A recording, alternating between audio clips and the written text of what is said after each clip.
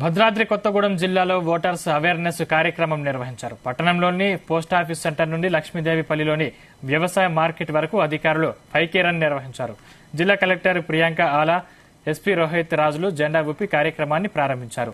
Vote అనేది రాజ్యాంగం ఇచ్చిన హక్కని, దానిని వినియోగించుకుని దేశ అభివృద్ధిలో భాగస్వాములు కావాలని అన్నారు కలెక్టర్ ప్రియాంక ఆలా. స్వేచ్ఛగా ఎటువంటి ఒత్తిడి లేకుండా ఓటు హక్కు వినియోగించుకోవాలని పిలుపునిచ్చారు.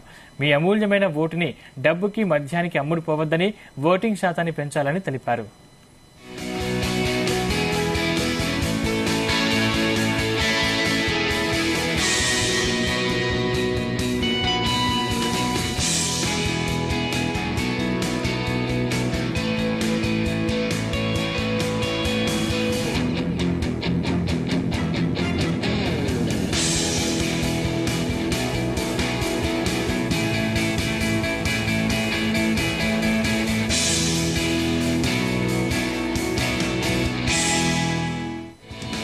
ఈ రోజు భద్రాద్రి కొత్తగూడెం జిల్లాలో ఫైకే రన్ నిర్వహించడం జరిగింది. ముఖ్యంగా ఓటర్ అవేర్నెస్ క్యాంపెయిన్లో భాగంగా ఈరోజు ఫైకే రన్లో వివిధ departments, especially students, degree college students కానీ, ఇంటర్ కాలేజ్ స్టూడెంట్స్ కానీ వీళ్ళందరూ కూడా పార్టిసిపేట్ చేయడం జరిగింది.